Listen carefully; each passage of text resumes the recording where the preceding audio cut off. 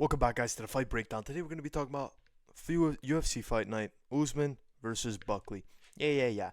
Okay, let's go on with the first fight of the night.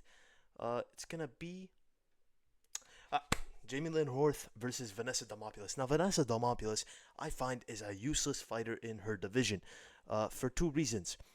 She loses a lot, and when she wins, it's a robbery. So there's no way I'm going Vanessa Demopoulos here. For the reasons I'm going Jamey Horth, I just think she's a bit better than Vanessa. Like, not even breaking it down too much. Just a bit better. Just a bit better. This is a horrible fight. At least Jamey Horth, has a better record. Whatever. She's lost to some type of quality in her loss to Maverick. Whatever. But yeah, I'm gonna take Jamey Horth here. She's a better striker overall. She does have a hole in her ground game. But Vanessa Demopoulos is not that great either in her ground game, so it shouldn't be a problem. I see Jamey Lynn just basically, piecing her up a bit. Jab, strike, whatever. The whole point is that Jamey Lynn should win this fight. She should. I'm just giving it into, stupid terms. This, that, whatever. Next fight. This is a fight I actually care about. Jourdain versus Ricky Simón. Ricky Simón, I love this knockout over Basharat. I find Basharat is such a useless fighter. Like, he's not that good. He's not. And he absolutely chinned him. Wow. Ricky Simón, his losses are they're losses to be okay with because he's lost the quality. Mario Bautista, etc. Yeah. Charles Jourdain, his losses to quality. Again, Gene Silva, yeah. You could lose to him. But since that fight, he dropped to 135. 135 is one of the most dangerous divisions, there is. Whatever. He's fighting Ricky Simón. Ricky Simón, very, very dangerous. He has KO power. He's very good wrestling, but his striking could get sloppy at times. Charles Jourdain, I think, has crisper striking. His BJJ is better than Simón's. But Simón just has that wrestling to wear and tear over Jourdain during the fight. Jourdain is prone to takedowns due to always kind of trying to do a flashy move in the fight, spinning back kicks. He'll miss it, and then he'll just get taken down to the ground. He'll do whatever, but he'll make it a fun fight. But I do feel Jourdain could come out on top here. I do think he has a way of doing it, and you know what? I think he could do it. I think Charles Jourdain wins this fight. Honestly, I think if it gets to the ground, Charles Jourdain could whip something out.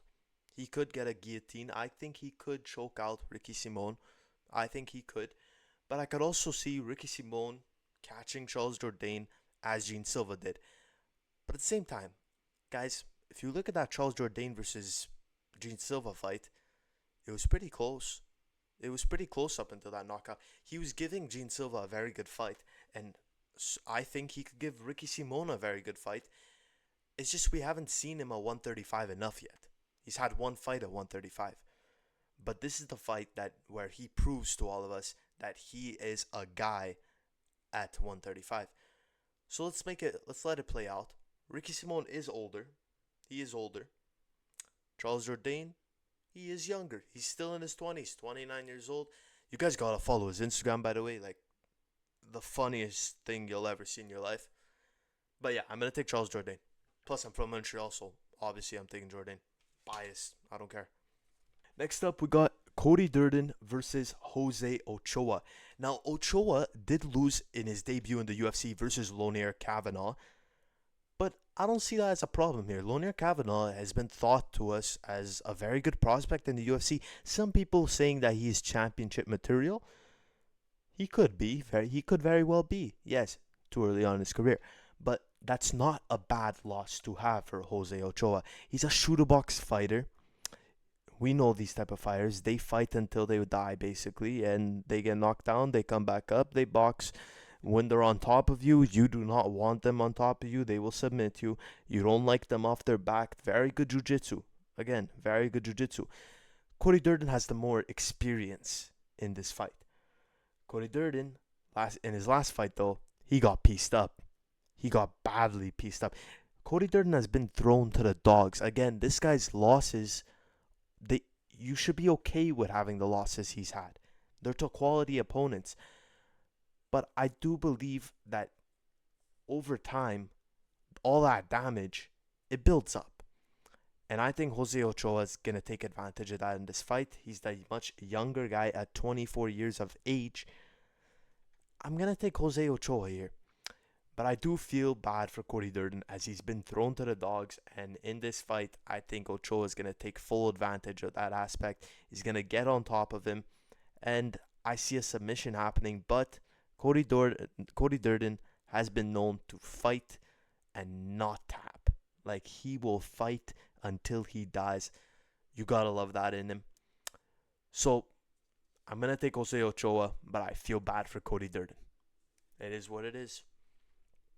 Malcolm Wellmaker versus Kris Moutinho. Now, Kris Moutinho, we saw him get pieced up by O'Malley for 3 straight rounds, and I don't think this fight's going to be any different. Obviously, Kris Moutinho has been doing very well outside of the UFC, but when you get into the UFC, it's a different game. He's on a fight win streak, but that doesn't matter here.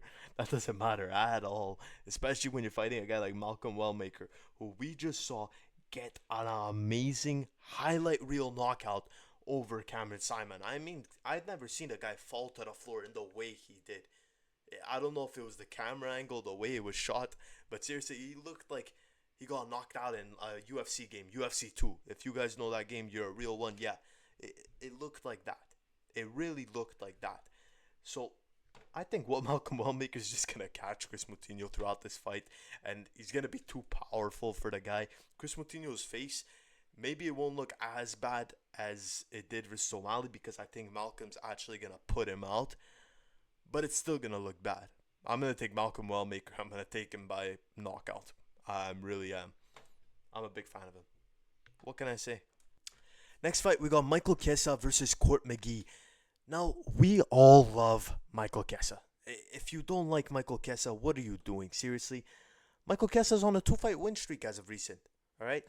Court McGee, he's kind of like, yeah, he's 40 years old. He's 40 years old. There's no other way of putting it. Court McGee's record has always never really defined him as a fighter, as he was better than his record always looked. But nowadays, he's 40 years old.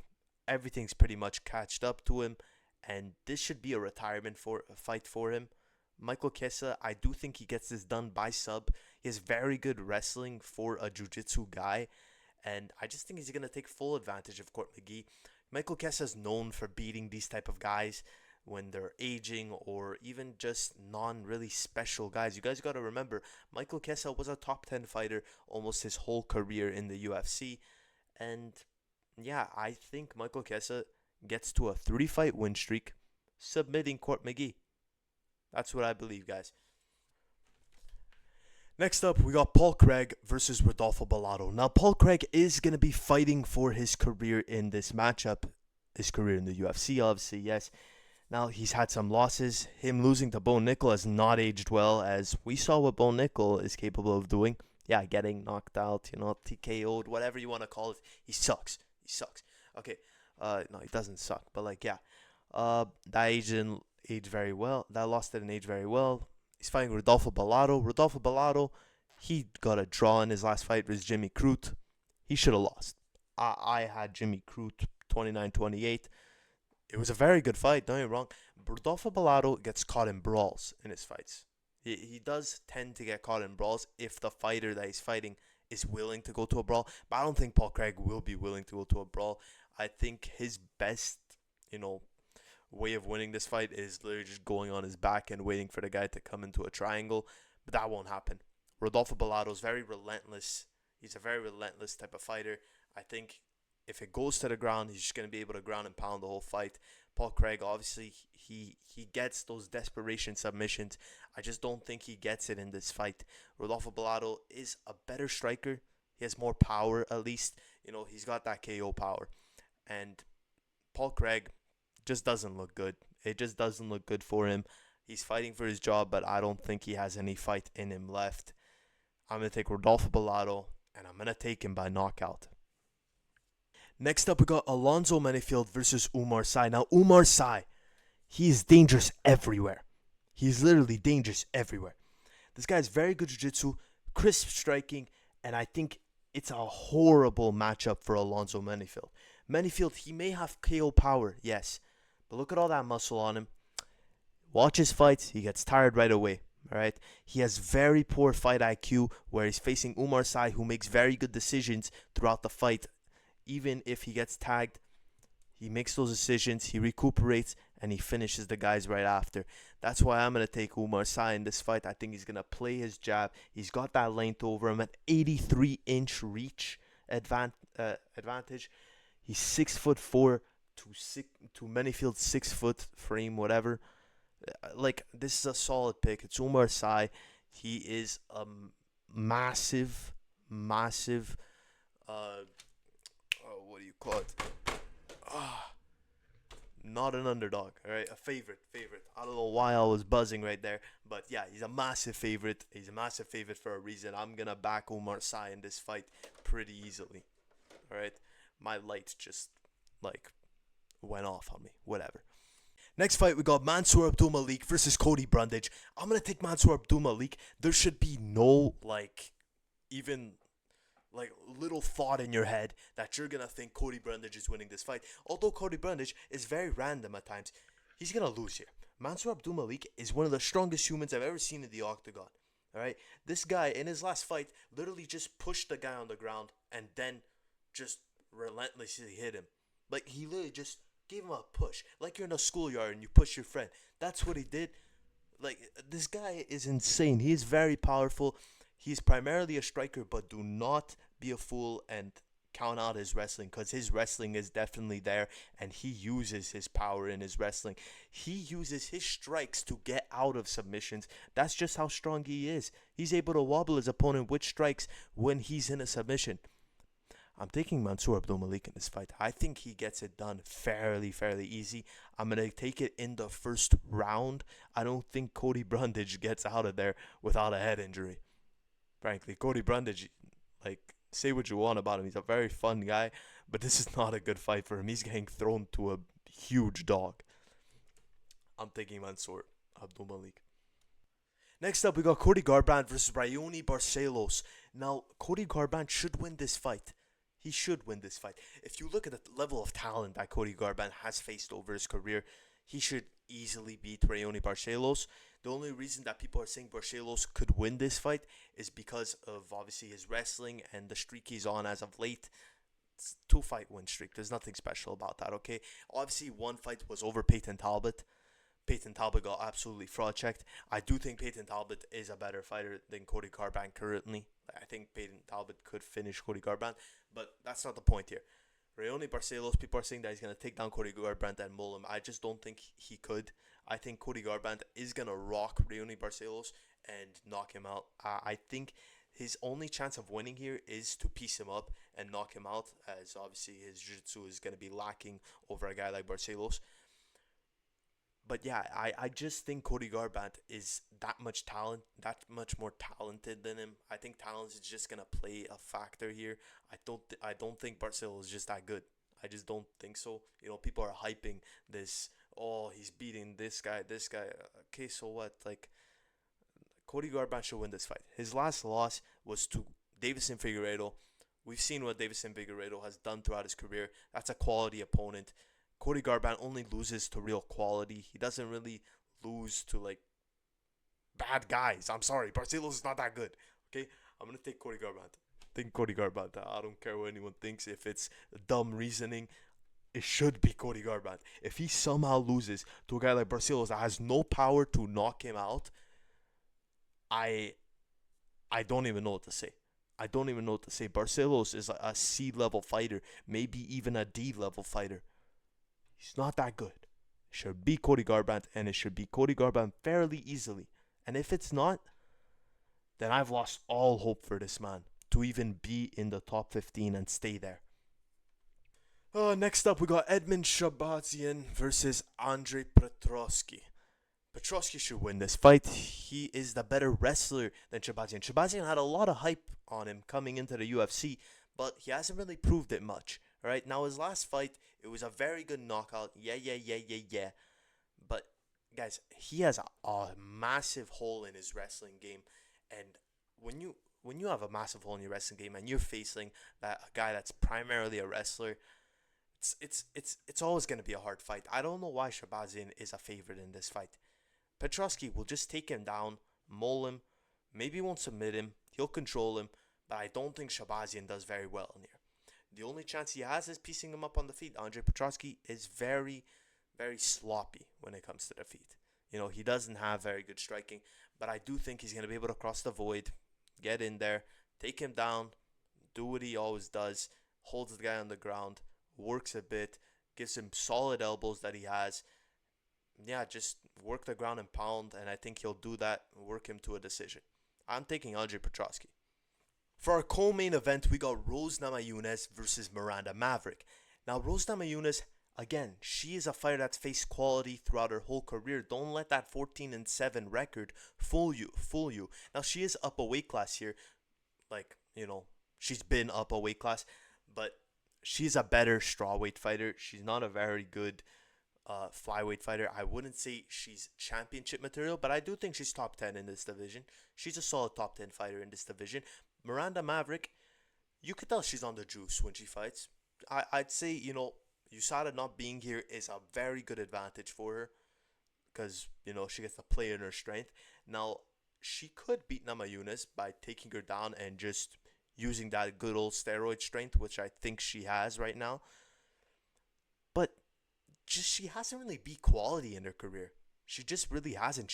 She actually beat Jamey Horth, who is what I just said, just a bit better than her opponent. Miranda Maverick is nothing that special. I think Rose Namajunas, if she doesn't fight with emotions, she should take over this fight. Miranda Maverick has very sloppy striking. Maybe she'll get in a good combo sometimes, but realistically, it's not really improving. It's not that good. Rose Namajunas is a very crisp striker. She has knockout power, and I wouldn't be surprised if she really just pieces up Miranda Maverick to a decision or to a violent KO. I could see her putting on Miranda Maverick. I mean, Miranda, she's really just nothing special. She's beaten non-quality opponents, where Rose Namajunas has been surrounded by quality for a while now. My pick's Rose Namajunas if she doesn't have her panties in a bunch and is not, emotional during fight week. Because sometimes this girl sells just with her crying before the fights, bada bada, whatever. She just better not sell.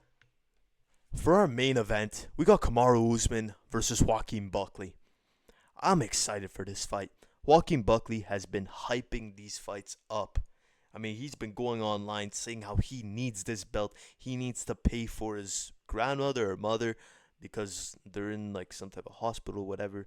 I don't know what the situation is exactly. But Joaquin has drive. Kamaru Usman doesn't. Kamaru's 38. Joaquin Buckley, he's 31. He's young. And he's on a 6-fight win streak. And he's scary. He's knocking out his opponents. He's not just beating them to a decision, and if he takes them to a decision, he's dominating them. He's making them feel every punch. Seriously, these guys are going to the hospital right after the fight, and they're staying there longer than Joaquin, I'll tell you that. Joaquin is going to win this fight. Joaquin is going to put Kamaru in a body bag. Not literally, he's not going to die, but he's going to get knocked out. I think Kamaru, he doesn't have that drive anymore. He's been very inactive. I think Joaquin is going to knock him out. He has that drive for the title. I'm all about that Joaquin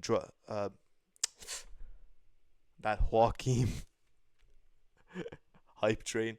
I think Joaquin Buckley is going to win that fight. And I think he's going to get it by KO. I just believe in him.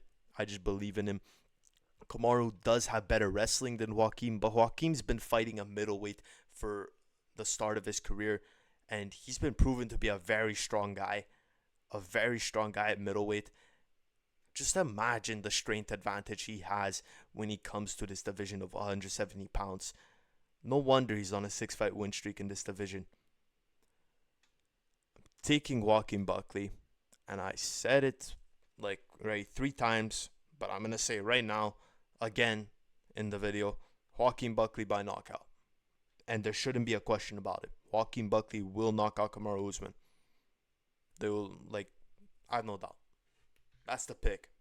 I'm taking Joaquin Buckley.